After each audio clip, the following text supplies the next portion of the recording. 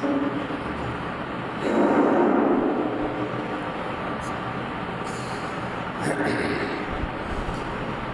لله نحمده ونستعينه ونستغفره ونؤمن به ونتوكل عليه ونعوذ بالله من شرور أنفسنا ومن سيئات أعمالنا من يهد الله فلا مضل له ومن يضلله فلا هادي له ونشهد أن لا إله إلا الله وحده لا شريك له ونشهد أن سيدنا وحبيبنا ومولانا محمدا أرسله الله بالحق بشيرا ونذيرا وداعيا إلى الله بإذنه وسراجا منيرا فقد قال الله تعالى في كلامه المجيد وفرقانه الحميد أعوذ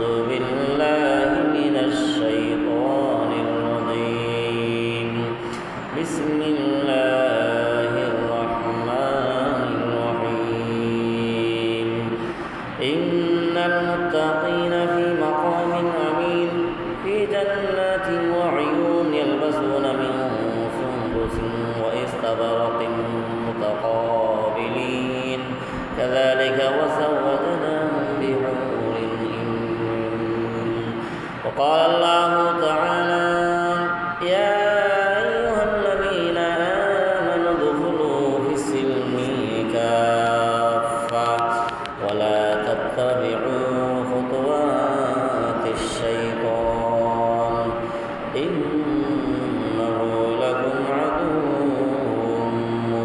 مبين وقال الله تعالى في شان حبيبه مخبرا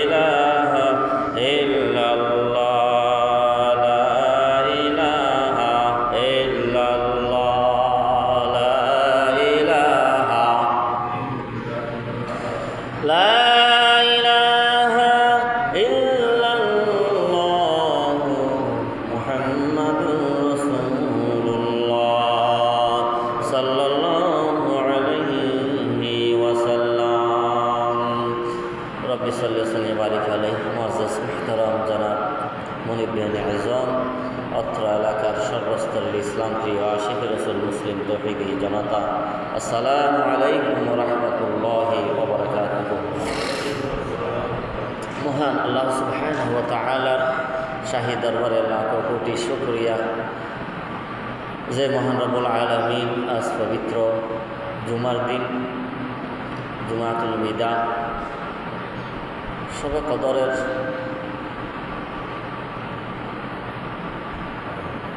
দিন,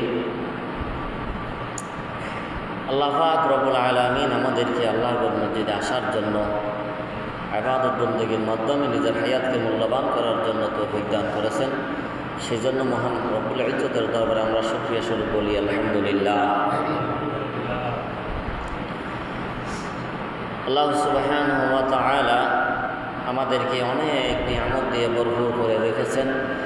এই তামাম পৃথিবীর মাটিতে, তামাম পৃথিবীর বুকে যত প্রাণী রয়েছে, যত সৃষ্টি রয়েছে, এই সব কিছু একমাত্র আল্লাহর সৃষ্টি। এখানে কারো কোনো হাত নাই। আমরা আমাদের সমস্ত নিয়ামত আল্লাহ সুবহানাহু ওয়া তাআলার পক্ষ থেকে আমরা পেয়েছি। এই জন্য আমরা সব সময় শুকরিয়া করব একমাত্র আল্লাহ পাক রব্বুল আলামিনের। আল্লাহ রব্বুল আলামিন বলেন কোরআনের মধ্যে, প্রথম সূরা হলো সূরা ফাতিহা। সূরা ফাতিহার প্রথম আয়াত হলো বিসমিল্লাহির রহমানির রহিম, আলহামদুলিল্লাহি রাব্বিল আলামিন। সমস্ত প্রশংসা সেই মহান রবের জন্য যে মহান রব সমগ্র পৃথিবীর সমস্ত প্রাণী কুলের পালনকর্তা। মহান রব্বুল আলামিনের জন্য সমস্ত প্রশংসা। আর রহমানির রহিম, যিনি দয়াময় অতি দয়ালু। এই পৃথিবীর বুকে কোনো মানুষ যদি বলে আমি বেশি দয়ালু, এর চেয়ে লক্ষ কোটি গুণ, হাজার হাজার কোটি গুণ বেশি দয়ালু হলো একমাত্র আল্লাহ। একজন সন্তানের জন্য মা অনেক দয়ালু, একজন সন্তানের জন্য বাবা অনেক দয়ালু। ওই রকম মা বাবার চেয়েও হাজার লক্ষ কোটি গুণ বেশি দয়ালু আমার আল্লাহ। আর রহমানির রহিম, মালিক ইয়াউমিদ্দিন, বিচার দিনের একমাত্র মালিক হলেন আল্লাহ রাব্বুল আলামিন। ইয়াকা না'বুদু ওয়া ইয়াকা নাস্তাঈন। আমরা সমস্ত ইবাদত একমাত্র আল্লাহর উদ্দেশ্য করি, আল্লাহর জন্য করি। ইবাদত অন্য কারোর জন্য করা যাবে না। কারণ আমরা যেই দিন মুসলমান হয়েছি, যে কথা বলে, যে কথার উপর স্বীকৃতি দিয়ে আমি মুসলমান হয়েছি, আমার প্রথম কথা ছিল লা ইলাহা ইল্লাল্লাহ, আল্লাহ ছাড়া ইবাদতের উপযুক্ত আর কোনো মাবুদ নাই। ইলাহ শব্দের অর্থ হলো ইবাদত হওয়ার মালিক, যার জন্য ইবাদত করা হবে। ইবাদত হওয়ার যোগ্য একমাত্র হকদার হলেন আল্লাহ রাব্বুল আলামিন।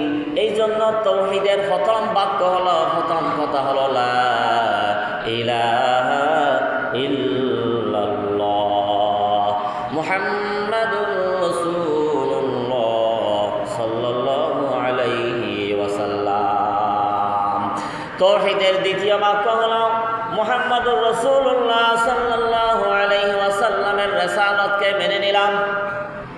আমার রসুল হিসেবে আল্লাহর প্রিয় রসুল সাল্লাল্লাহু আলাইহি ওয়াসাল্লামকে আমি রসুল হিসেবে মেনে নিলাম।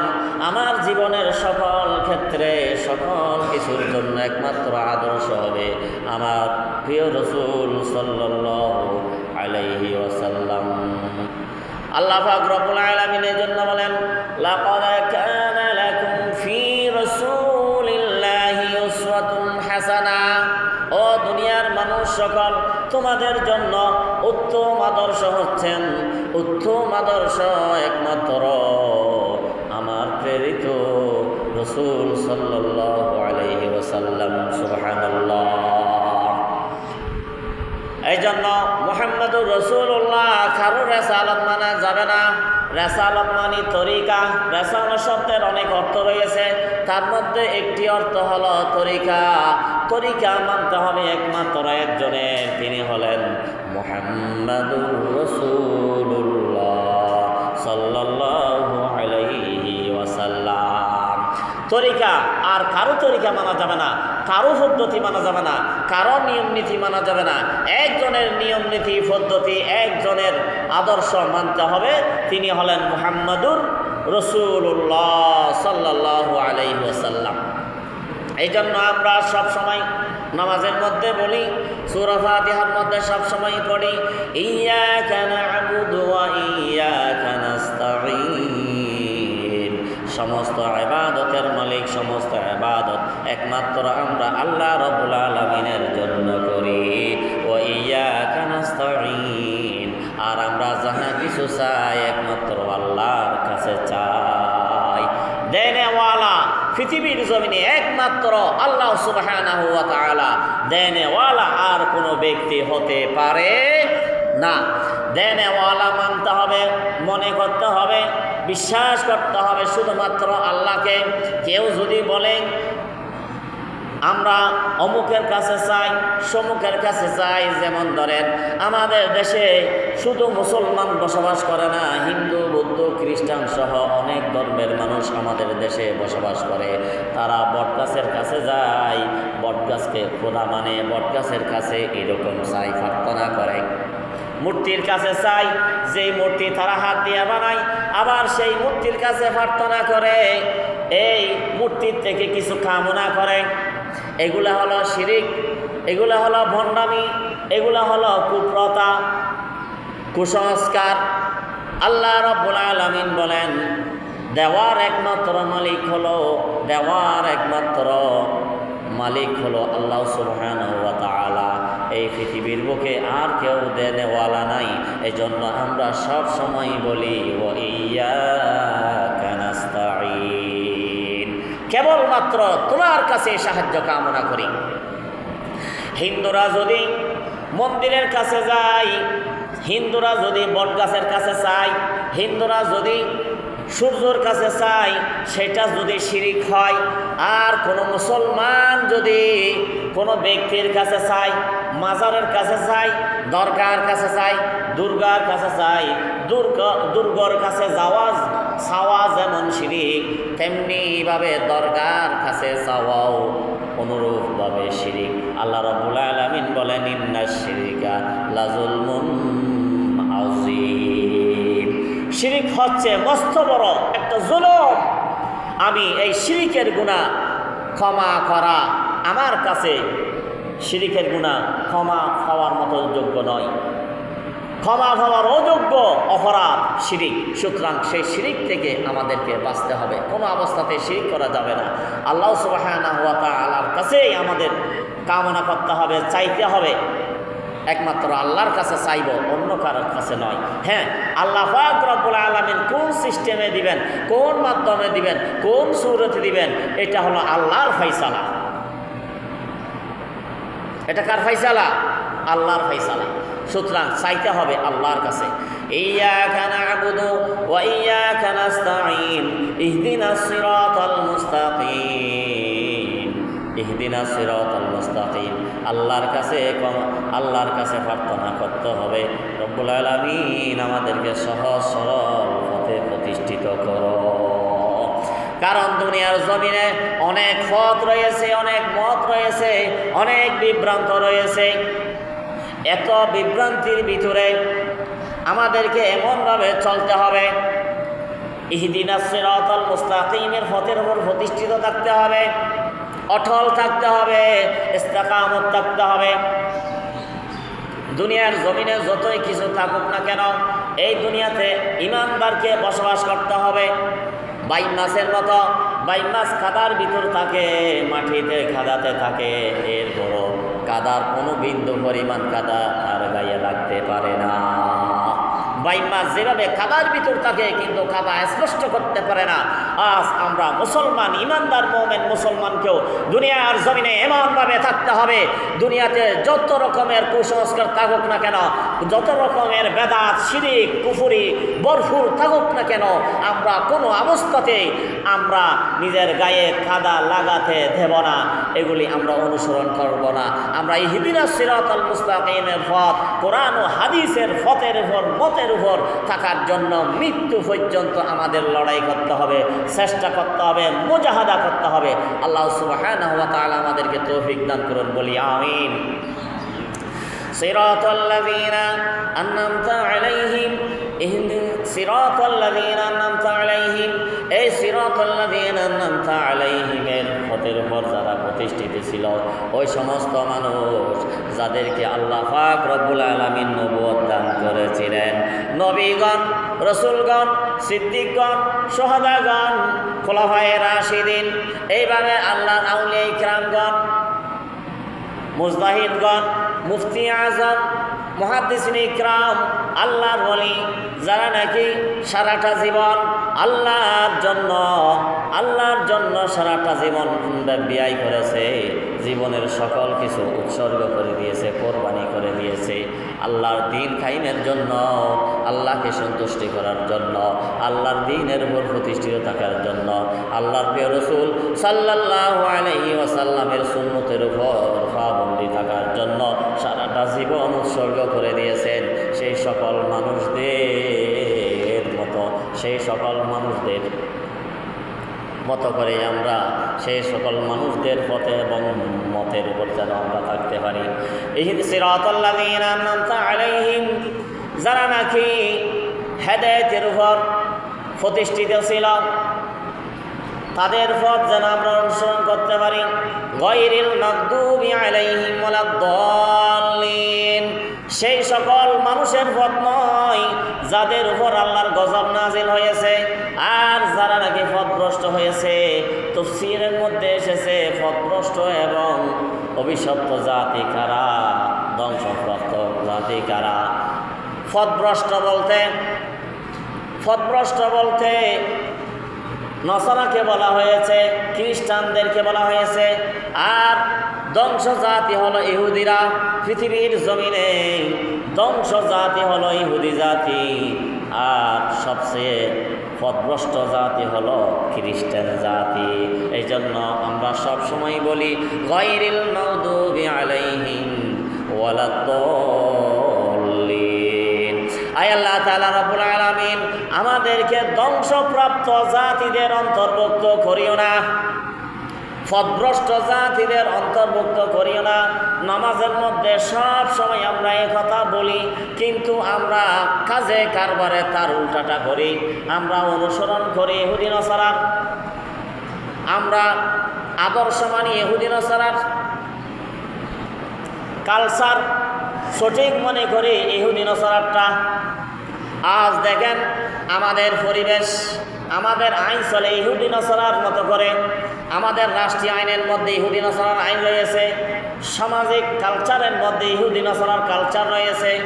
আমার এই যে বডির ভিতর, আমার শরীরের ভিতরে ইহুদি নাসারার অনেক কালচার রয়েছে।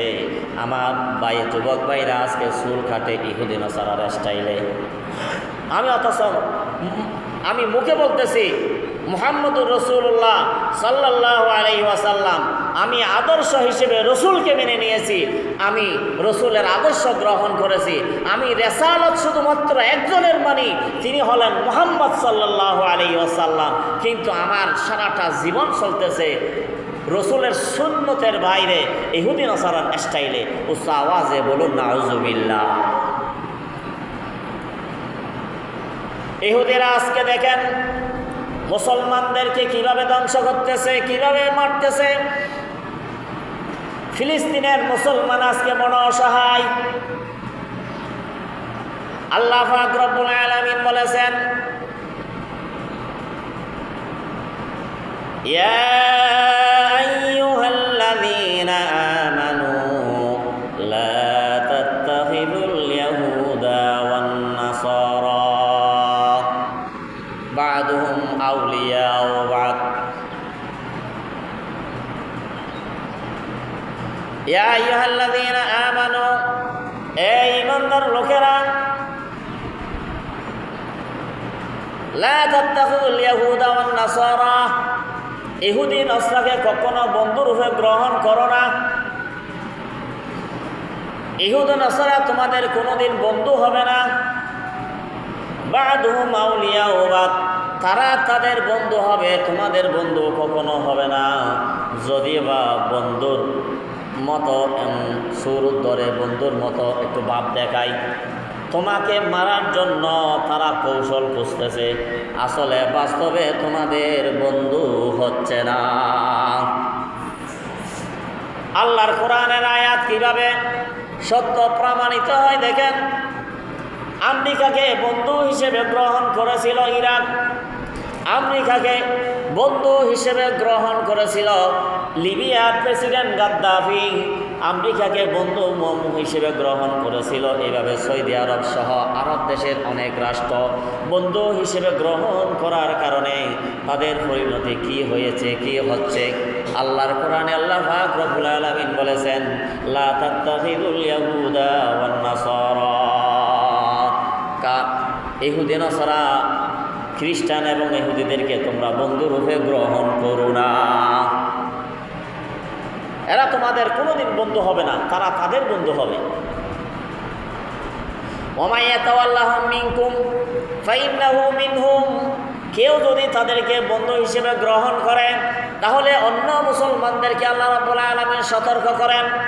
ওয়া ইয়াতাওয়াল্লাহুম মিনকুম ফাইন্নাহু মিনহুম, যদি কেউ তাদের বন্ধু হয়ে যায় তাহলে তারা তাদের অন্তর্ভুক্ত হয়ে গেল, তারা মুসলমানদের অন্তর্ভুক্ত আর রইল না। ইমানদার মুমিন মুসলমান তাদেরকে সিদ্ধান্তের উপর অটল থাকতে হবে। কেউ যদি ইহুদি নসরা কাফের মুশরিককে বন্ধু হিসেবে গ্রহণ করে তাকে আমাদের কোনো ব্যক্তি হিসেবে আমরা মনে করতে পারবো না, আমাদের মুসলমানের কেহ এটা মনে করা যাবে না। মনে করতে হবে এটা তারা ইহুদি নসরার অন্তর্ভুক্ত হয়ে গেছে, সুতরাং তাদেরকে আমাদের দলের ভিতর রাখা যাবে না। এখন আমার দেশের প্রধান যদি ইহুদি নসরার বন্ধু হয়, আমার দেশের রাষ্ট্রনায়ক যদি ইহুদি নসরার বন্ধু হয়ে যায়, তাহলে আমাদের পরিণতি কি হবে? তিলে তিলে আমাদেরকে ইহুদি নসরারা শেষ করে দিবে। আজকে অধিকাংশ মুসলিম কান্ট্রিগুলোর একই অবস্থা, শুধুমাত্র একটি অপরাধের কারণে, ইহুদি নসরাকে বন্ধু হিসেবে গ্রহণ করার কারণে। আমরা সব সময় নামাজের মধ্যে বলি গায়রিল মাগদুবি আলাইহিম ওয়ালাদ-দাল্লিন, রব্বুল আলামিন তাদের পথে আমাদেরকে নিও না যারা নাকি ধ্বংসপ্রাপ্ত, যারা নাকি পথভ্রষ্ট। সব সময় এই কথা বলি। আর মসজিদ থেকে যখন বের হয়, নামাজ থেকে যখন ফারেক হয়, তখন ইহুদি নসরার কালচার, ইহুদি নসরার আচার আচরণ সব কিছু আমাদের কাছে বেশি মধু লাগে, মজা লাগে। নাউজুবিল্লাহ। আমার পরিবারকে আমি কিভাবে পরিচালিত করব, আমার পরিবারের পোশাক কীরকম হবে, সেটা নির্ধারণ করবে শরীয়ত ইসলাম। সেটা ফলো করতে হবে। ওই মদিনার মঞ্চ থেকে আমার রাসূল সাল্লাল্লাহু আলাইহি ওয়াসাল্লাম কি বিধান দিয়েছেন সেটাই আমার জন্য গ্রহণযোগ্য হওয়া উচিত ছিল। কিন্তু আজ দেখেন আমার পরিবারের পোশাকটা কেমন হবে সেটাও কিন্তু ইহুদি নসরা নির্ধারণ করে, আমার মেয়ের পোশাকটা কেমন হবে এটাও ইহুদি নসরা নির্ধারণ করে। আর আমরা ইসলামকে বাদ দিয়ে তাদেরটাই গ্রহণ করি। এটাই হচ্ছে আমাদের জন্য অভিশাপের একমাত্র কারণ। ইহুদিদেরকে যখন 60 লাখ ইহুদি হত্যা করে রাষ্ট্র থেকে যখন বের করে দিল হিটলার, তখন ফিলিস্তিনের রাষ্ট্রনায়করা বেশি দরদি হয়ে গেছিল। সেই দিন তাদেরকে প্রশ্রয় দিয়েছিল। প্রশ্রয় দেওয়ার কারণে আজকে তিলে তিলে সেটার খেসারত ভোগ করতেছে। আজকে এই মাইর, এই অভিশাপ এমনি এমনি আসে নাই, দোষ আছে, অবশ্যই আছে। তবে তাদের আমরা এখন দোষ ধরতেছি না, আমরা তাদের জন্য আফসোস করতেছি, মুক্তির জন্য আল্লাহর কাছে দোয়া কামনা করতেছি। তবে সেই দিন তারা অপরাধ করেছিল কোনটা? ইহুদির মেয়ে বিয়ে করেছিল, ইহুদির সাথে বন্ধুত্ব করেছিল, ইহুদির সাথে বেয়াইলা করেছিল। খুব মজা লাগছিল, খুব ভালো লাগছিল। সৌদি আরব নিষেধ করছে, ইরান নিষেধ করছে, মিশর নিষেধ করছে এবং আশেপাশের আরব কান্ট্রির অনেক রাষ্ট্র নিষেধ করছে তাদেরকে এইভাবে প্রশ্রয় দিও না। সেই দিন কারো কথা শুনে নাই, তাদের সাথে বন্ধুত্ব বেশি করে ফেলছে। বন্ধুত্ব করে তারা আস্তে আস্তে বেয়াইলা করে মেয়ে দিছে, মেয়ে বিয়ে করছে। তাদের মেয়ের একটু সুন্দরী হয়, সুন্দর মেয়ের লোভে পড়ে গেছে মুসলমানরা। তখন তাদেরকে স্থান দেওয়ার পরে তারা আস্তে আস্তে বংশ বিস্তার করেছে। বিশাল এক এলাকা তারা দখল করে নিয়েছে। এরপরে দখল করতে করতে ফিলিস্তিনের 70% জায়গা ইহুদিরা আজকে দখল করে নিয়েছে। আল্লাহ পাক রব্বুল আলামিন বলেছিল, ইয়া আইয়ুহাল্লাযীনা আমানু লা তাত্তাখিযুল ইয়াহুদা ওয়ান নাসারা, ইহুদি নাসরাকে কখনো বন্ধু হিসেবে গ্রহণ করো না, তারা তোমাদের কোনোদিন বন্ধু হবে না। কেন ফিলিস্তিন আজকে বন্ধুত্ব গ্রহণ করে এই বিপদ টেনে আনলো? আজকে তাদের উপর এমন নির্যাতন, এমন অবিচার চলতেছে, পৃথিবীর ইতিহাসে এই রকম নজির আর পাওয়া যায় না। গোটা পৃথিবীর মানুষ আজকে কান্না করতেছে তাদের জন্য। আমাদের রাষ্ট্র এই বাংলাদেশও একই পরিণতি হয়ে যাইত। আল্লাহ রব্বুল আলামিনের অশেষ মেহেরবানি রহমত ছিল আমাদের উপরে, আল্লাহর দয়া ছিল, মায়া ছিল। এই কারণে বিগত কতদিন আগে আমাদের রাষ্ট্র বিশাল এই রকম মুসিবত থেকে, এই রকম অভিশাপ থেকে মুক্তি লাভ করেছে। বলুন আলহামদুলিল্লাহ। আমাদের এই দেশও সেম ফিলিস্তিনের মতো হয়ে যেত, কারণ যারা ভারতের সাথে বেশি বন্ধুত্ব করে ফেলছে, ভারতকে বিশ্বাস করে, অথচ এই দেশের মানুষ তাদের ভাইকে বিশ্বাস করে না, ভারত বেশি বন্ধু হয়ে যায়। এই দেশে থাকে, এই দেশের মানুষের ট্যাক্সের পয়সা দিয়ে তারা আজকে গাড়ি বাড়ি দৌড়ায়, অথচ এই দেশের মানুষ তাদের বন্ধু হইতে পারে না, তাদের বন্ধু হয়ে যায় ভারত। এর থেকে নিমক খারাপ, এর থেকে মির্জাফর আর কি হতে পারে? তারা যদি যেইভাবে অগ্রসর হচ্ছিল, আস্তে আস্তে যদি এই বাংলাদেশকে অঙ্গরাজ্য বানানোর মতো যদি সুযোগ পেয়ে যাইত, তাহলে সেই দিন সর্বপ্রথম যাদেরকে হত্যা করা হইতো, মারা হইতো, তারাই ওই তাদের দালাল যেগুলো এতদিন পর্যন্ত ফালি তুলি বড় করেছে, তাদের পোষা দালালগুলিকে সর্বপ্রথম হত্যা করত। শেখ হাসিনা, ওবায়দুল কাদের সহ মন্ত্রী পরিষদের যত মন্ত্রী আওয়ামী লীগের ছিল, এদেরকে আগে মারত। কারণ কাফের মুশরিক ইহুদি নাসারাদের নীতি হলো, যাদের মাধ্যমে সব কিছু ক্যাপচার করতে পারে তাদেরকে আগে শেষ করে দেয়। কারণ তারা আবার ওই যে প্রতিবাদী হয়ে উঠবে যে আমরাই তো তোমাদেরকে এই সুযোগ দিয়েছি, আমাদের কারণে তো তোমাদের এটা সম্ভব হয়েছে, আজকে আমাদের কথা শুনতেছো না কেন? এইভাবে যখন কি করবে, প্রতিবাদী হয়ে উঠবে, তখন তাদেরকে আগে শেষ করবে। আমরা একটা চরম বিশৃঙ্খলার মধ্যে পড়ে যেতাম, আমাদের নিরাপত্তার কোনো গ্যারান্টি থাকতো না, আমাদের মা বোনের ইজ্জতের কোনো গ্যারান্টি থাকতো না। ভারতের মুসলমানদের যেই পরিণতি হচ্ছে, একই পরিণতি কিন্তু বাংলাদেশের হয়ে যাইত যদি আস্তে আস্তে তারা যেইভাবে অগ্রসর হচ্ছিল সেইভাবে যদি বাংলাদেশকে দখল করে ফেলতে পারত। অথচ আমার দেশের মুসলমান, আমার দেশের মানুষ আমাদেরকে ভালো না বাসে, এই দেশকে ভালো না বাসে, এই দেশের মানুষকে ভালো না বাসে, ইসলামকে ভালো না বাসে, তাদের জন্য বড় আপনজন কেমন হয় আমার বুঝে আসে না। এগুলি হলো মির্জাফর। এই মির্জাফরদের কোনো অবস্থাতেই প্রশ্রয় দেওয়া যাবে না।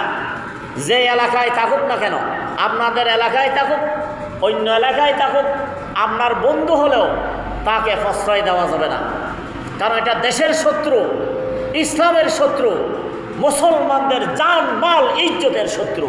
সুতরাং এই শত্রুদেরকে প্রশ্রয় দেওয়া যাবে না। আল্লাহ পাক রব্বুল আলামিন তাদের এই মির্জাফরদের, এই শয়তানদের হাত থেকে আমাদের দেশ এবং জনগণকে আল্লাহ পাক রক্ষা করুন। প্রত্যেকে বলি আমিন। দেশ বাঁচলে না আমি বাঁচব। ফিলিস্তিন কি ভালো মানুষ আছে না? তারা কি শান্তিতে আছে? 91 তুফান যখন হয়েছিল তখন কি এই সব খারাপ মানুষেরাই বিপদে পড়ছে নাকি ভালো মানুষও বিপদে পড়ছে? মুসিবত যখন এসে যাবে তখন ভালো খারাপ ভেদাভেদ থাকবে না, সকলের উপর মুসিবত চলবে।